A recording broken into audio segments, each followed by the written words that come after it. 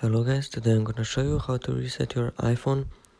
A very easy way. So if you want to sell your phone or give it away to a friend or something, you have to go to settings. Then you have to sign out of iCloud. So first of all, sign out of this and go to general, scroll all the way down, go to transfer or reset iPhone. And here you can reset it without deleting the content of your phone if you want to keep it.